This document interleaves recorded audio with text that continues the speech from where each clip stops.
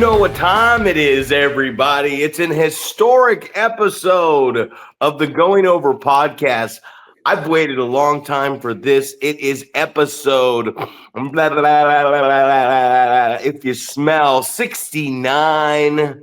69 beautiful episodes. Here we go. I am your neighborhood friendly coach, trainer, promoter, 43-year-old professional wrestler, Zack Primetime Reeb, and I'm joined alongside my 69 partner, my life podcast partner, the 7-foot wrecking ball, Paul Isadora. Boom.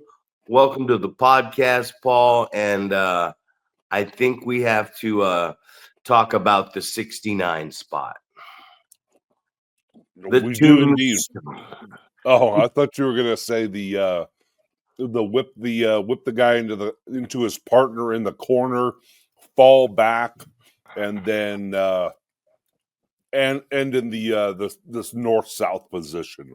Well, I'm not talking about cosplay here, ladies and gentlemen. I'm talking about real professional wrestling. The tombstone spot, most of the Undertaker spots deal with someone's nuts in his face, from the tombstone to the start of the last ride to the Hell's Gates. There's a little bit of PP going on in this one, but the tombstone spot I wanted to talk about first, just as a dedication to episode 69, everybody, was All Out Texas, the women's championship. Sasha Banks, a.k.a. Mercedes Moné, versus Toni Storm. And I just wanted to say, the tombstone to the vagina biting spot, I felt it was done wrong. I felt it was incorrectly psychologically done. And I felt at first, when Mercedes had Toni up in the tombstone, I felt Toni should have started biting on the proverbial carpet, making Mercedes release the tombstone grip. Toni reverses it, comes up, eating the muff area, and then she pulls her mouth, rips. It should have been a rip, like a ripped her mouth off of Monet's vagina and signaled to the camera, and then tombstoned her. And the reason I say this, the vagina eating spot from the 69 position was done wrong, is because she had her up there ready to dump her on her head for what could be a finishing maneuver.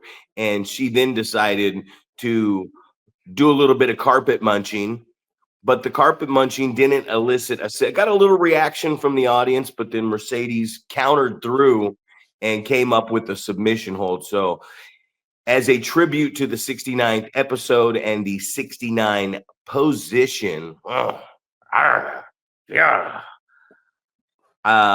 creatively, I've been waiting for that spot for a long time. Psychologically, done wrong. Right. Yeah, so obviously you want to get a reaction, but you and I are old school.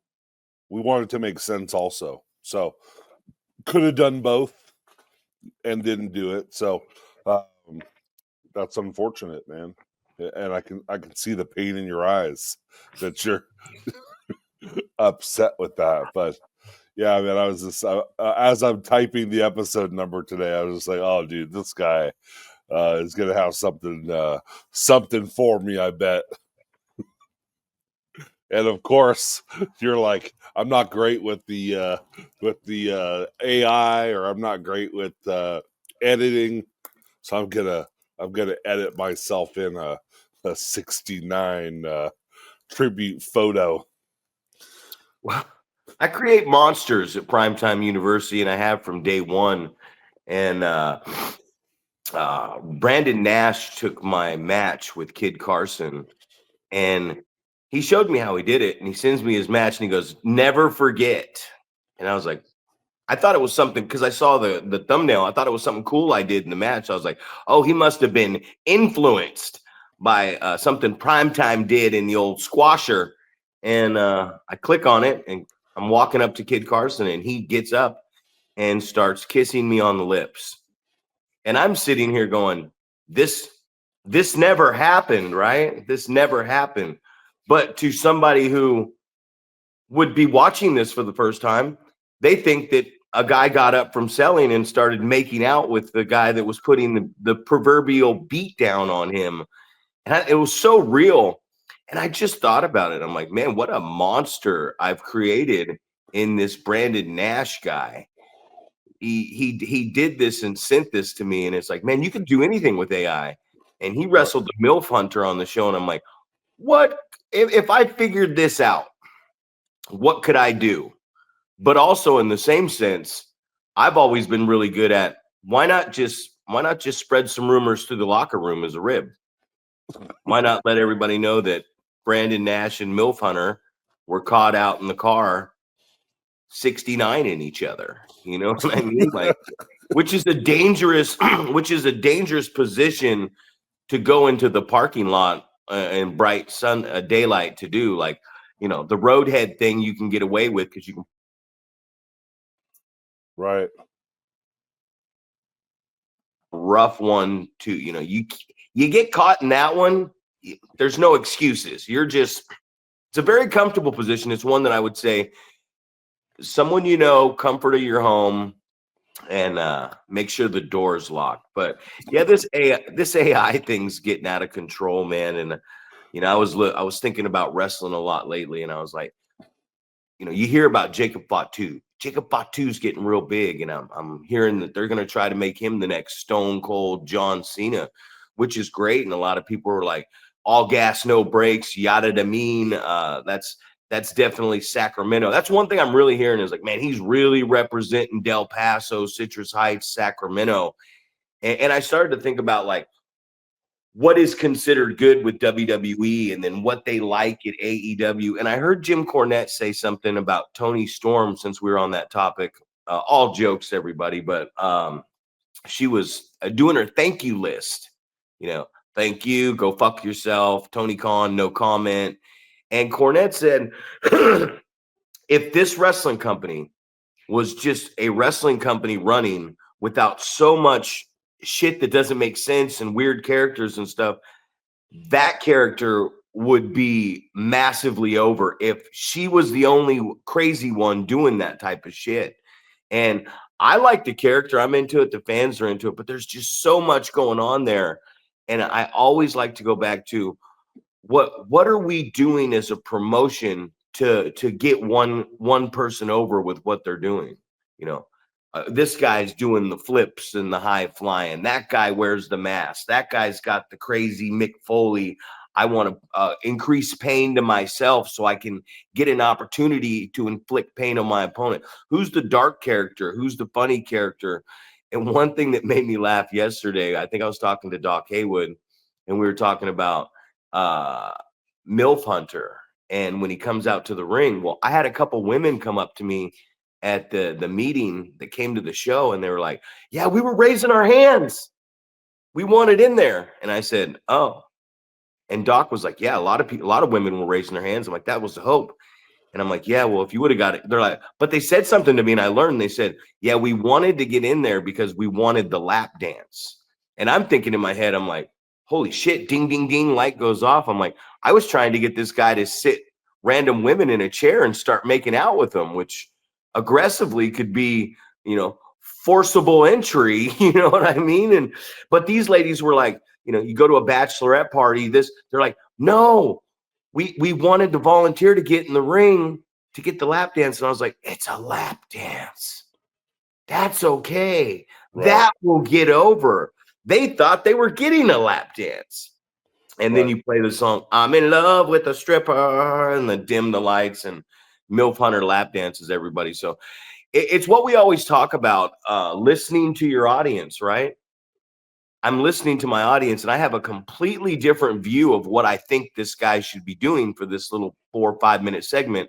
And then the audience is basically coming up to me telling me, I tried to get in there because I wanted that lap dance. And I'm like, oh shit, that's a great idea. Why was I trying to get this guy to jam his tongue down random girls' mouths? Because I thought it was funny, right? So it's a process of like, okay, this is the character we have to do this on this show. He doesn't always need to wrestle. Maybe he doesn't ever need to wrestle. It becomes a attraction, a rarity that he actually physically gets in the ring as a wrestler. So I'm just looking at the product, and there's just, what do the fans like? In so many different sectors, they like so much different stuff. You really do have to have your hand on the pulse and pay attention to your audience.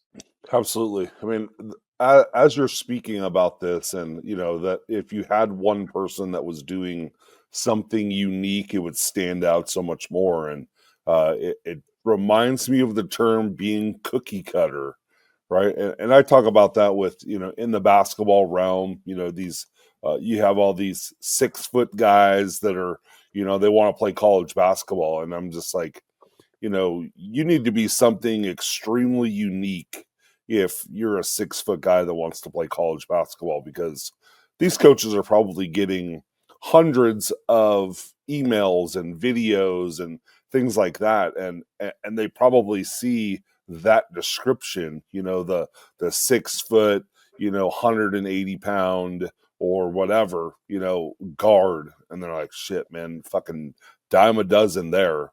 Give me the 6'8", 6'9", guy that can handle it and get to the bucket and do some different things. And I feel like that's the same with pro wrestling. I think it's very much, you see so many of these guys that look like they just got out of high school. It's like they don't put a whole lot of emphasis on getting in the gym and looking like an athlete and looking like someone that could kick your ass.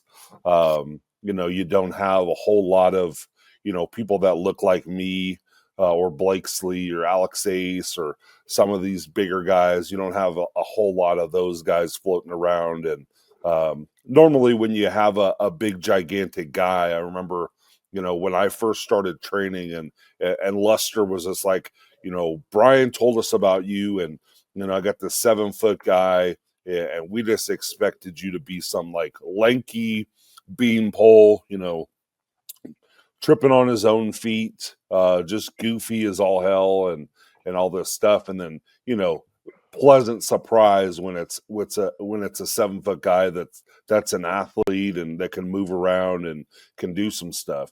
So it's important that you have some unique qualities about yourself that make you stand out. We talked about that with Josh Hedlow. What do you bring to the table that I can't find with someone else? What makes you different? What makes you unique?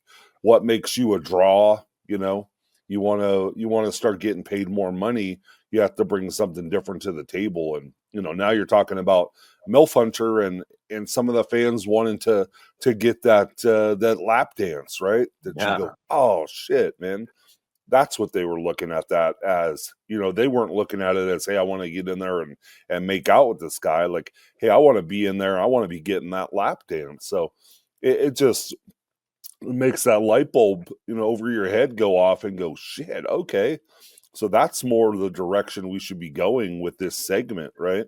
What the fans are looking for. What's going to make it unique and stand out? What's it going to make the fans, hopefully 100 women every show raise their hand because they want to be the one that gets in there and gets that experience, and I think that's one of those, we talk about, wrestling matches having all types of sequences in them, and we're really looking for the moments, right? We want those little moments that you can take away and go, hey, remember when, moonsault into the tombstone, or things that stand out in your head that happened in a wrestling match that you go, hey, remember that moment that happened. So creating those moments, and and if you're a unique character, it's a lot easier to create moments like that because nobody else is going to be doing what you're doing. We sit here all the time and we talk about moves don't matter. It's not the moves, right? But that's not entirely true. The move does matter when you get the move over. When you establish the finisher, when you establish the gimmick. I was just talking to Malcolm Flex.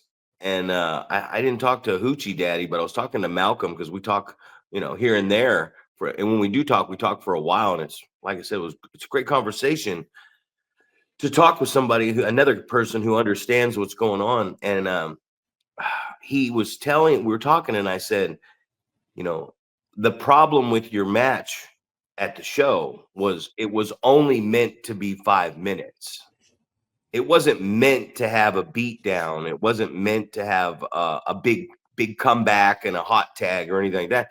It was meant to get both your characters over. You guys were supposed to come out, really gimmick up. You were supposed to do all gimmick in the ring and get whatever cool gimmick stuff. You get a gimmick, he gets a gimmick. You get a gimmick, he gets a gimmick. Go home. And it was meant to be used as a vehicle to get you guys. Here's an interview, a pre-interview for you. Here's your match. Here's a post thing. Let's make a cool little vignette, 45-second vignette with everything we got here with some music to say, so that the commentator, Doc or Josh or you, can say, ladies and gentlemen, what a great match. Let's take a look. Let's take more of a look at who Hoochie Daddy and Malcolm Flex are. And we go to a vignette so we can show the audience. And then every episode after that, we show a couple little bit more clips. So they're, even if it's 30, 40 seconds, they're on the next episode. So every Saturday you keep seeing these guys. And he's like, yeah, I know. And we talk about it over and over and over again. And that's really where I've been going with the training in Limelight. Is I've been looking, especially with the thing with Kid Carson, I've been putting all the inexperienced guys that aren't ready on one side of the ring. And I've been putting all the guys that have been doing this for a minute on the other side of the ring. And I go, all right, there's 7 guys over here. You're going to beat the shit out of all 7 guys. Here's what I want you to do. Punch, forearm, reverse knife edge, European knee, shot to the back. Learn to sell over there, ram his head in the buckle, whip him out, whip him in, snap, marry him, cover, kick out, throw him out of the ring. Okay, now the next guy come in. You're going to do that to 7 guys. And then those 7 guys are going to line up again. And the next person is going to come in and do that to those 7 guys.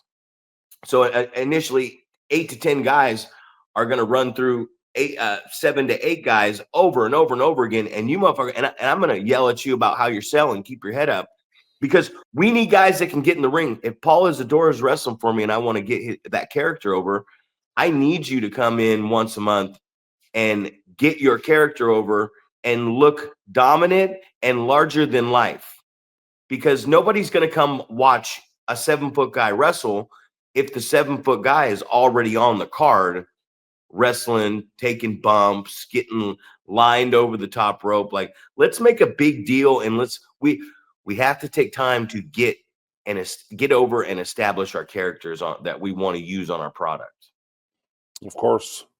Well, and I think, we talk about this all the time, that this is it seems like this is an outdated strategy in pro wrestling for some reason. Like, it was something that we grew up on, is establishing somebody that way. The guy comes in and you just run through your first 25 opponents, right? You just beat everybody up. It's someone you see on TV every week, and they're doing something dominant, right? And it just shows how this character is, right?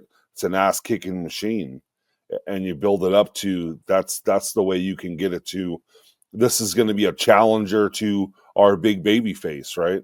You start putting this streak together. Before there was the Goldberg streak, there's plenty of other guys that went undefeated for a large period of time, as kind of the means to get them in that scenario where they're the ass kicker, and they're going to provide some sort of challenge for one of your baby faces.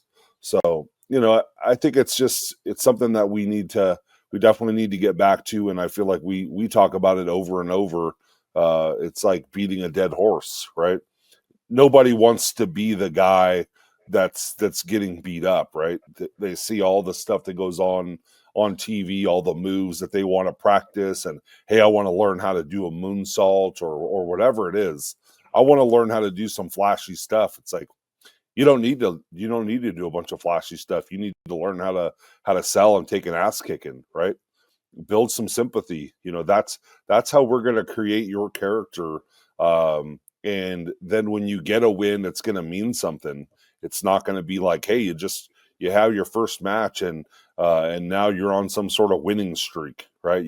You're winning matches and you're 6 months or 12 months, 18 months, whatever, right out of wrestling school, and you're just jumping right in the ring, and you're some sort of someone that we have to take in account. Like, this guy's a threat to other people, veteran guys in our company. So I don't know, man. It's difficult to say that, and I know there's people that they want to get on a wrestling show and they want to have an 8-minute wrestling match and they want to get offense and do a whole bunch of stuff where they can watch it back and go, check this out, right? But I think it's just as impressive as if you can have a 4-minute wrestling match and get your ass kicked and say, hey, check this out, watch how I sell, watch how I get my opponent over by the way that I'm selling for him, and help establish that this guy's an ass kicker. So that's definitely missing, and I feel like we talk about it all the time, but it's definitely not changing. Not like we've been talking about it for a whole long time, but 69 episodes worth for sure. Well, Yokozuna is a perfect example, right?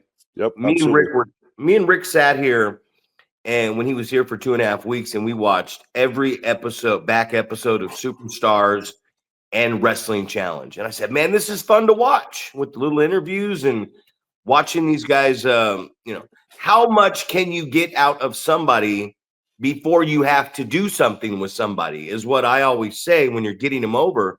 So it's like Yokozuna, if Yokozuna just comes in and starts going right at it with top guys and destroying them, and then wins the Rumble and goes on to face Bret Hart, do we really give a shit about Yokozuna? We do not. We establish him with Mr. Fuji. He ends up, after King of the Ring, winning the belt the second time. The cameraman's Jim Cornette, the Japanese cameraman with the fire. Now he's got Cornette as the guy who's speaking for him. And you go back and you look, all those bonsai drops, he built an aura and a reputation walking into these buildings as, whoa, look at this guy. And he really got himself over. And we were anticipating who's first. And then when he laid somebody out first, and the guy that, it's like in UFC. Okay, here's this guy on the rise. Put him in there with someone who can still go and was a former champion or a legend. And let's see if he can, body, man, if he can submit or take out this guy who used to be a star. So now we look at him and go, fuck, man, he just beat fucking George St. Pierre or something like that. And they go, all right, this might be the next guy. But I tried to watch, I cannot watch a WrestleMania all the way through, but I can watch hours and hours on end of Superstars, because we get to this thing and we talk about all the time, 50-50 matches, competitive wrestling. There's a place for it. Just like anything else on this card, right? There's a place for it. There's a place for Sean and Brett to go an hour. There's a place for that 30-minute matchup. There's a place on the card for this. And when there's 50 people in the building, that's not the place, because you haven't done anything yet to increase your audience. And if you haven't increased why give your audience, if it's less than this amount of people, why give your audience something really, really big already when you can just continue to keep building your characters so you can start building your audience? And once the house starts filling up, or you realize, fuck, we got to get out of this little roll-up door or whatever building, which we've been in many times before too, you got to look around and go, okay, we're putting 50 to 100 people in this building. Now it's time to go. And when you go to that other place, have you established your characters enough that they can get over wherever you're trying to go? Right. Definitely I mean, that I feel like that's another, this is almost like a turn back the clock, man, of things that we've talked about over and over about, you know, you run out of a specific building and it only holds 50 or 60 people, and you want to do production stuff, and you're wondering, like, what am I getting, what is the benefit out of getting production and putting this stuff online or on TV or whatever. I definitely early on fell into the same trap, right? I thought, like, that was the thing that you would tell people, hey, my product is on TV, right? It was like this bragging point, um, that it's getting out there. But the realization is, if it's out there for people to see, but it's not drawing more people into your building, um, then what are you doing it for? Like, um, what's the reason behind it? You think that you'd like to put something on TV or on a streaming service or YouTube or whatever it is, and with the goal of getting eyes on the product and getting people to go, hey, that's cool. That's in my town. That's, a half hour away, whatever, hour away. That's something I'm going to go check out. And hopefully you go from that 50, 60 person building with the roll up door to, a bigger venue, right? Somewhere where you can seat some more people, you can sell some more tickets, you can make some money. But unfortunately, I think we're caught up in, a lot of times we're caught up in that, well, it's good enough, right? We're in this building and we're comfortable, and it's good enough. But I use the example of when we had our wrestling school, before COVID, right? We had a 2,200 square foot building, the roll up door building, right? We had that. It held 105 people, um, and the goal was, we're going to get it to the point where there's people standing outside, and you have to turn them away, right? Hey, this guy's the 105th person. Everybody behind that, you're not getting in tonight. And it created that situation where we had people lined up outside the building hour and a half before the show started, because they weren't going to get left out this time. And there's an opportunity there to now up the ticket prices, right? You go from $10 to 15 to 20, whatever it is. It's an opportunity to make money if that is the only building that you've got, right? If you're gonna do, like, that is the building, and we've talked about taking chances, man. Like, now you're filling that building all the time. Now you can build to that big show somewhere else in a bigger building, right? You can go, hey, we're running these, very much like you with, the work farm wars.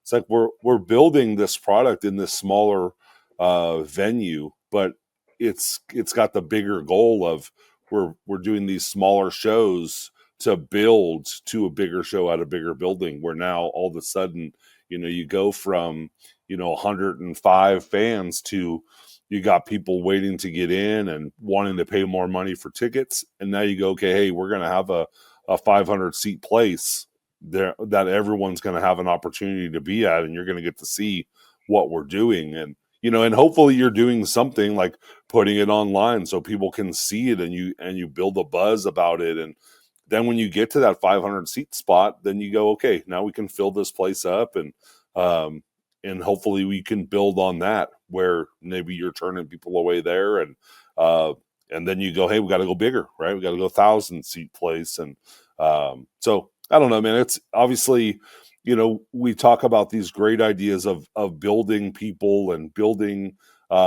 guys, but it's also, to put it in perspective a little bit, having a show only every month is a little more difficult than it was when you had a couple of smaller shows every week like that, where you can build those big guys into something. With us, it's like, you build a guy for a month, or you build a guy for a year, and you've only seen the guy 12 times. But with the WWE stuff and the squash matches and things like that, you might have seen a guy 30 times in 6 months or something, and you go, fuck, man, this guy is just just rolling through competition. He needs to fight the next big guy, right? So just to put it in perspective a little bit. Here's where we here's where we have the advantage on the indie scene, because WWE it moves so fast. It's content, show. AEW, same thing. Too much content, too much show. Easily forgettable. The big moments stick with you.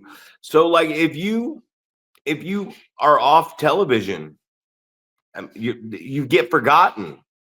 You really do get forgotten if you're off television. Like, but here, what we're doing, we have more of an intimate feel to get people over. I always talked about Work Farm Wars was a direct, not a copy, a direct tribute to Roland Alexander and Gym Wars for all those years. So when he passed away, the way I honored Roland was I had the building. I was like, we're going to call it Work Farm Wars, because I know Roland would approve of me doing that. You know, he's not going to be mad in, you know, RIP, brother, but he's not going to be mad that I did that. We had talked about stuff like that before. He had actually endorsed the PCW Work Farm at the time and my company, put it right there on his website.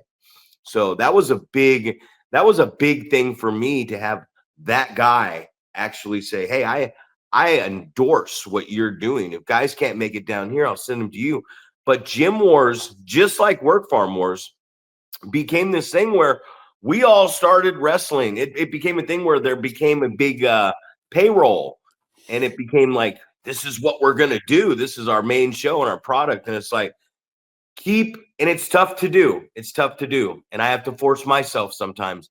But to keep Zack Primetime Reeb the character, or Bad News the champion, or Illumide, or to realize like, hey, if we're going to film this thing and we're going to keep this show as a vehicle to build up to a bigger show, if they come to the show and go, I came to see you wrestle, Zack.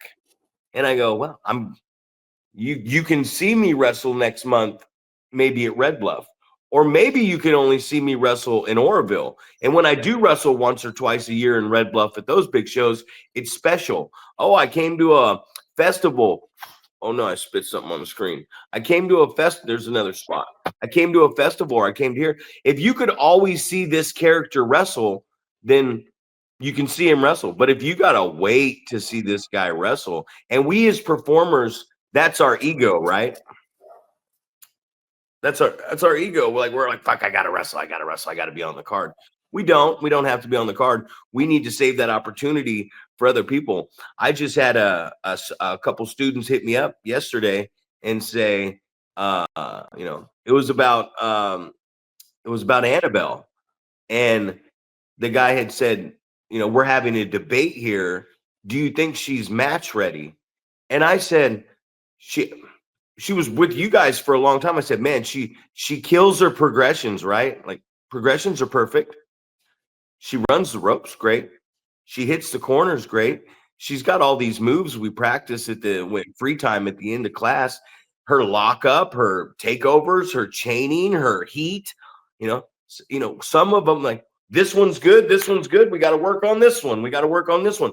But I'm sitting here going, you know what I said? I said, well, she can do all this basic stuff that we're supposed to train people to be ready to wrestle. Go for it. Yeah. You still got to make sure this is clear. You still have to show up and work even harder training than you are, but you got to go in and stink up a few buildings before you can tear down some houses. And I think that's what we need to realize. Kid Carson was the thing too, a lot of the guys, but you have to stink up a few buildings before you can burn down some houses. You know what I mean? And it's the experience. Yeah. She's ready to get in the ring and wrestle. And I'm hoping for the best, and I want to be there every time it happens as the coach.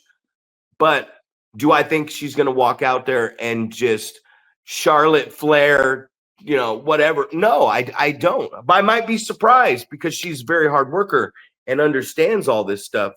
But it's like, yeah, go for it. I'm not going to be mad at you. It's like Phil Harr comes to the ring and wrestles. You know what I mean?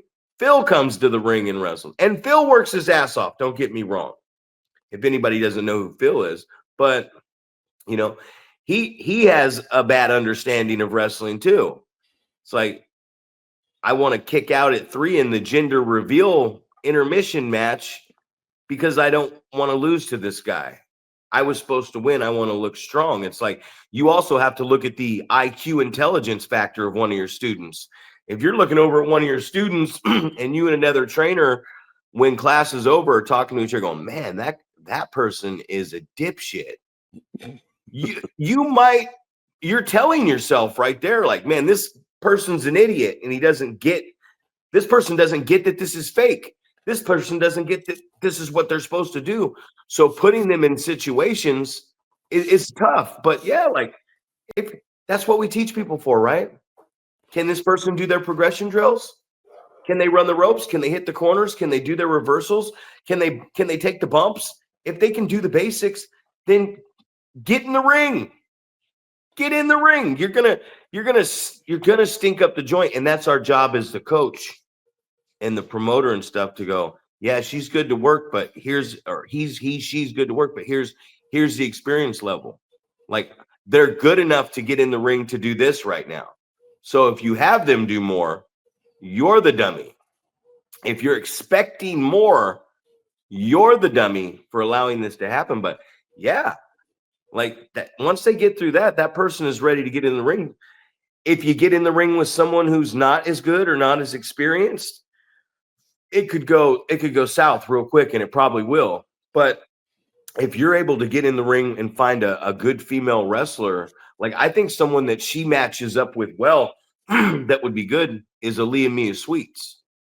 Because Aaliyah's back, and I watched them roll around a little bit. So, like, as a coach, if I was to say, hey, who would you advise me to have get in there and start working live in front of the audience, I would say that Aaliyah, that's who. So you always have to, like, am I ready? Yeah, you're ready, but you're ready for this.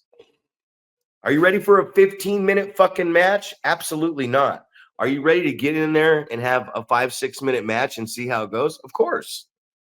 And that's something that if you present to me, like the way it was presented yesterday, I was at a birthday party for my nephew, and I was just like looking at it, and it was like, we're having a debate, and I'm like, well, no, I like really looked at what this person's skill level is and what they can do. And I'm like, we got bigger dipshits and fucktards going out to the ring and doing stuff anyways. Well, this person is not a dipshit or a fucktard. Yeah, let's go. You know what the difference is? She's a girl. And I don't mean that in a sexist way. I just mean there's not a lot of, the level of wrestler you can wrestle in our area from men against men to women and women, it's less. You know what I mean? There's a less amount of them, so it becomes increasingly harder to go, okay, she's ready. Do we have any veteran women out there? I would say maybe a Brittany Wonder. Like, I like Brittany because she's been around a while, and I've talked to her quite, a few times over the years because it's been so long, but she has a good understanding of professional wrestling. And sometimes when I watch her match with younger people, the execution's a little off, and it's not her execution that's off. She's trying to guide a younger female through this process of wrestling, which that's got to be tough. You know what I mean? For some of these women that have been around a while to really, because there's not a lot in reality. There's a lot of women wrestlers in the world, but in our area, there's not a lot of women that can go, okay, I'm going to take, like what we do with these younger wrestlers, like what being a Boyce or Rick does. Sorry for that long, windy rant, but it's like, man, what a great topic that is. Absolutely. So, and I think you have a really great point with, you have to have those newer people in there with more senior people that have been around and kind of understand how to work around with somebody with limited abilities, like, and it's not limited abilities because you suck or anything like that. It's just like you've been doing basic things in training, right? We're not going over super high spots. Those are things that you figure out while you're out there, right? You go, hey, I'm thinking about doing this. And just like you said, at the end of practice, right? hey, I was thinking about trying this out. All right, well, let's work on, the basics of how to do that. But yeah, you obviously, and it's something that I feel like I bring up all the time about just the pairings of having someone in there that can kind of control the show and get it going in the right direction. And if it falls apart, kind of get it back on track. So definitely something where you go, yeah, you've got enough basic knowledge where you can go have a wrestling match, but that's when that fine line becomes very important. You need to know what your limitations are and don't exceed those things, right? Do all the things that you know how to do well, and don't overdo it, right? And you don't have to go out there and have a 15-minute match. Go out there and have a 5-minute match. And I've heard you say this hundreds of times probably at this point. Show me that you can have a good 5-minute match, right? Show me that you can do that. Put together a good 5-minute match, and then the next time maybe you can get a little bit more time, right? You can expand what you're doing a little bit from very simplistic storytelling to maybe a little bit more complex. So definitely something that and I feel like that's always the question: is when is your student ready to get out there and actually have a wrestling match, right? We do all these, as much as I'd love to say when you're doing the wrestling drills, you're emulating an actual wrestling match. I love to try to put it in those type of terms, like for an example, we're talking about, the whip someone out of the corner and back into the same corner. And I'm trying to get my students to understand the situations where that might happen, right? And a lot of times you think about it in a tag situation, right? I'm going to whip you into your corner and I realize it, or it's just a mind game or whatever, and I stop in the middle and I whip you back into my own corner. The tag wrestling strategy of keeping, cut the ring off and keep someone in your own corner. So it can work in that aspect. So I'm trying to get them to understand situations that, even though we're doing this as a drill, the situation where this fits in is this, right? You give them that situation. So you go, okay, so you might come across this situation and this is how you would handle it, or this is the type of mindset you need to take into that situation to make it work, to make these things make sense. And hopefully that's what we're trying to do, right? We're trying to make things make sense. You opened up this podcast with the 69 spot, and as much as it's a storytelling, be unique type of thing, for us it's like, does it make sense? And you put a small twist on it and it could have really made sense. You could have really had the announcers telling a story, right? She got out of this move by doing this, and that's the reason she got out. But yeah, I definitely agree with the getting Annabelle in the ring and getting her some work. But like you said, man, you got to get someone in there that's going to be able to handle that situation. And and I don't want to say babysit her, but kind of be able to walk her through what's going on. And I feel like a big thing is going to probably be going too fast, right? You've got all these things in your head that you know how to do, and you want to get to them quickly. And that's what always leads to one of my big pet peeves is, you're not offensively, you're not offensively selling, right? You got your ass kicked a little bit. You're not registering or selling those things that happen. So now it's almost like you didn't get your ass kicked for a few minutes. So just making sure she understands those things. And I think it's important with all the newer guys when they're getting in there the first time, is just like, hey, you got to remember that you got to sell, right? Hopefully that's the majority of the match, right? Hopefully you're selling the majority of the match, like we talked about at the beginning. It's just like, you should be taking an ass kicking the first several times you're in the ring, right? before you build up some sort of understanding of, hey, this is how I was getting my ass kicked last time. This is how I'm going to avoid that this time. So, yeah, it's definitely, Who hasn't and had an a exciting thing too, man, that you can who get has, her in the ring and hopefully that they're thinking about who could she work with. well, who hasn't had a stinker, right? Like you're gonna have a shit match. You're gonna have some shit matches, but that's where you learn from. So it's much more difficult with a woman because there's not a lot of women in the area doing it. So when you're like, who? Well, who could? Aaliyah Mia Sweets could do it. If Nicole Savoy was here, she could do it. Brittany Wonder could do it. And I might be missing some women out there right now, just off the top of the head. But it's like, one thing I was talking about is Eliza Hammer.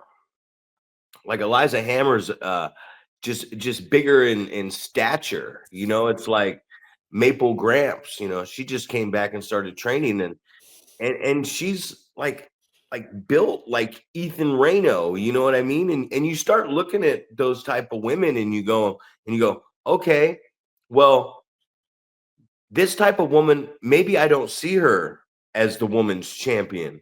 Maybe with the stature and the size, maybe she becomes that woman that actually starts maybe that's the reason that there's a woman competing against the men, because she's just as athletic and just that size. Like I could see Maple Gramps, especially for having her on and off since she was like 17 or 18.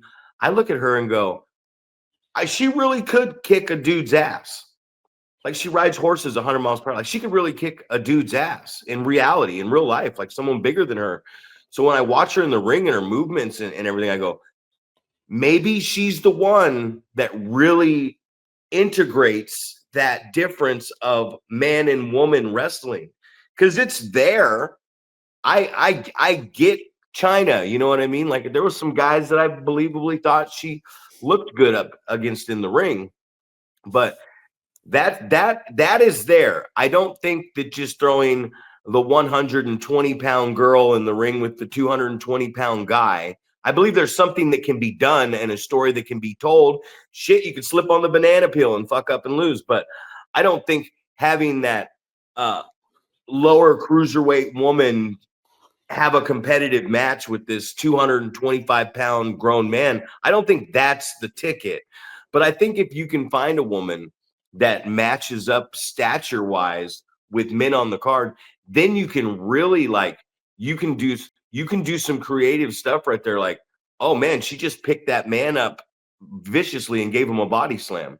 Like she's just as strong as the guy. Like that's the story you can try to tell, which is tough when you're trying to do it. So I feel like, who are the veteran women that can get in the ring with a younger woman that's starting and really start to help them become a better worker? I think Aaliyah Mia Sweets. That's what I personally think.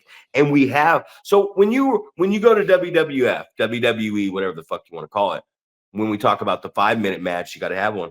I mean, what's the first thing they tell you when they get you out there? It's not, they don't give you a tryout match. They give you a tryout match. They tell you to get in the ring in front of everybody, and you got 3 minutes, right? Here's 3 minutes. What can you do? Yeah. They want to see what you can do in 3 minutes, because you're not going to get fucking 5 minutes on SmackDown or Raw. You're not going to get that. Those days are long gone of the dark match with Beyond the Mat, Mike Modest, Tony Jones, go out there, hey, I'm going to steal that move, right?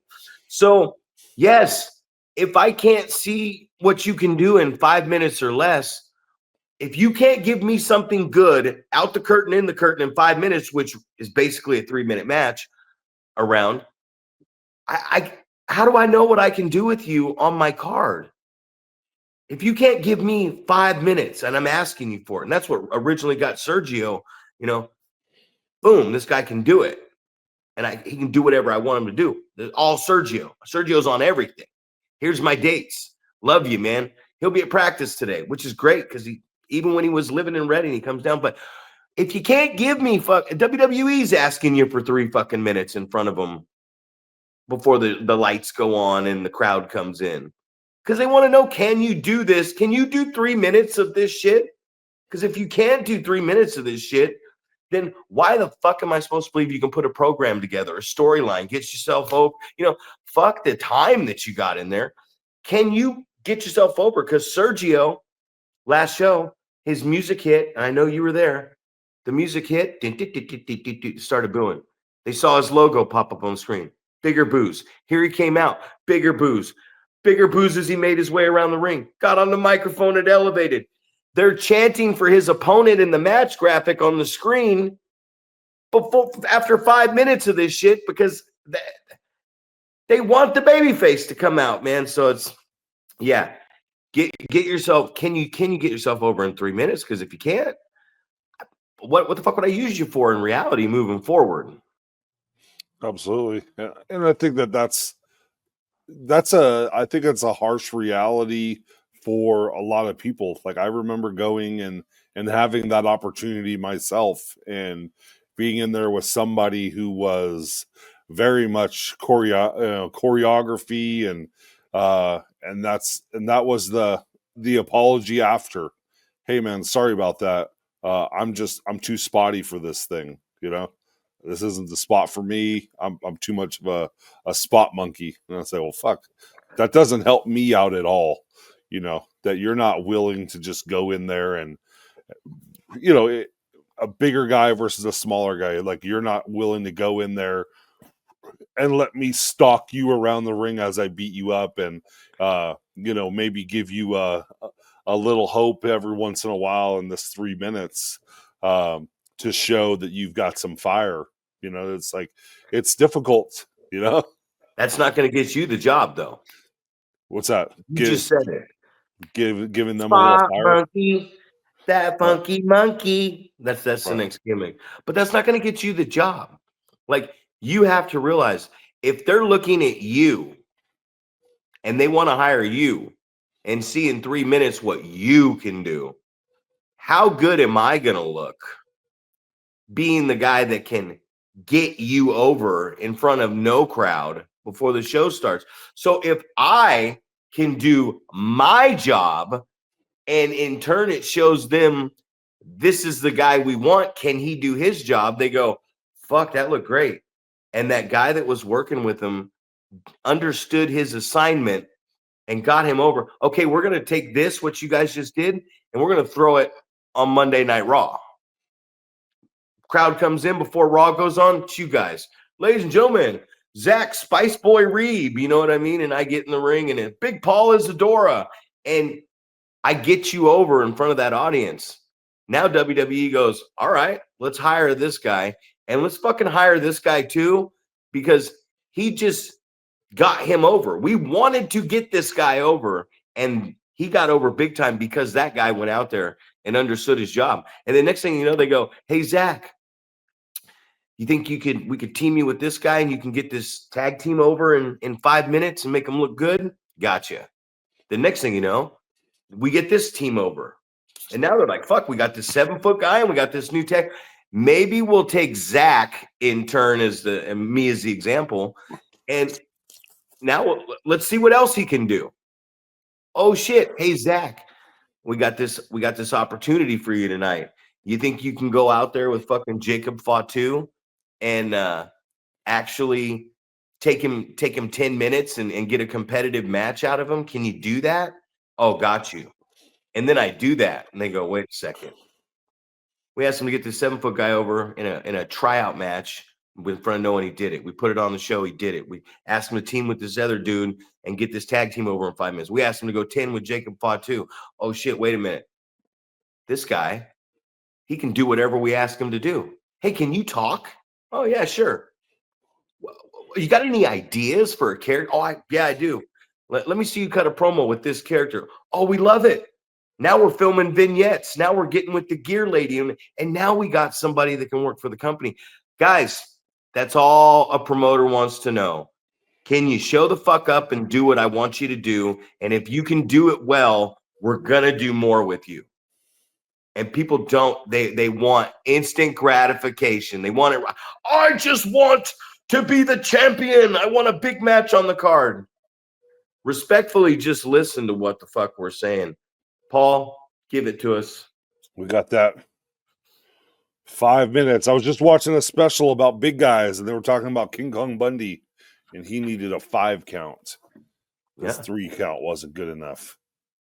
One of my first matches, I asked for a 6 count because I wanted to one up Bundy, you know. But should ask for a 69 count. that really got you excited.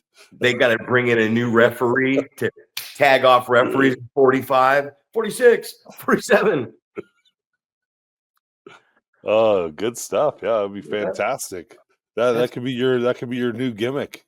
Get the 69 count. Well, it's what I just look around and everyone's so worried about winning these belts, or they're worried about like what's the next big match we're gonna promote, what are we gonna do? And it's like, man, we just really, can you get somebody over? And if you want a job, can you get over? Because I've never been in a situation where someone said, can you do this? The only time I can think of was when I first started and Gabe and Roland started bringing in like all this talent from all over the world, Ring of Honor, everywhere, you know, guys that didn't even speak my language. And they were like, can you give me 25 minutes out there? And at first I did not know if I could, but I was not going to tell them that. So I kind of went out there, trial and error, and gangstered up. So you have to get that experience. You have to go out there, but you have to understand your fucking job. And the job, what's going to make everybody better is understanding your assignment. Your assignment is to get this person over. And what we mean by that, we don't just mean he's got to beat you 1, 2, 3. He's got to win. No, that's not getting the guy over, man. You got to get your opponent over. If you're going to build somebody, somebody has to be the, and I hate to say it like this, the sacrificial lamb, right? Like somebody has to, anybody, anywhere, except for your Goldbergs and shit like that, but anybody, anywhere who's anywhere on any card doing anything big over all these years had to go out there and get the shit beat out of them and be a nobody for a while. Absolutely. And I know that there was the stigma back in the day that, hey, if you're just that guy that goes out there and is a jobber, quote unquote jobber, they're never going to hire you because the fans have seen you get beat over and over and you're not credible and all these things, man. But then, you know, you see some of these guys that go in there and just like you said, they do exactly what they're asked to do. Hey, can you get this guy over? Can you lose to this guy? Can you make him look good? Can you make him look strong? Whatever the requirement is, you go out there and you do that. You know, people think like, oh, you're going to be a jobber, but guess what? That also means you're going to have a job. You know, so you know, and that's what we're ultimately trying to do is we want to have a job as a pro wrestler. I think that's everybody's kind of. Hopefully when you got into the business, that's what you were thinking. Like, hey, I want to make a living out of this. And it doesn't matter if you're the jobber, if you're the guy that's, you know, winning matches, you know, having a job is having a job. And there's always opportunity if you are employed with that company and on their radar. So, you know, in some senses, you know, we talk about sometimes good enough is not good enough, but I feel like getting hired by one of these companies that you're, you know, under contract and making a living off of pro wrestling is what we're trying to do. So in that sense, good enough is good enough. You know, I respect a guy who tells me, hey, I got something bigger going on. I got a better opportunity going on. Because you know what? Cool. Make me up my game to make my place a bigger opportunity or something you can't turn down. And if you got something bigger going on, then damn, you're busting your ass. I always like it when guys say, hey man, I'd like to work some better teams, or I'd like to work a better opponent, because guess what that means? That means this person has set some high goals for themselves, and I can't hate on that. And I respect the hell out of that person, especially for being honest. So for me, for you. Going over. Subscribe, motherfucker.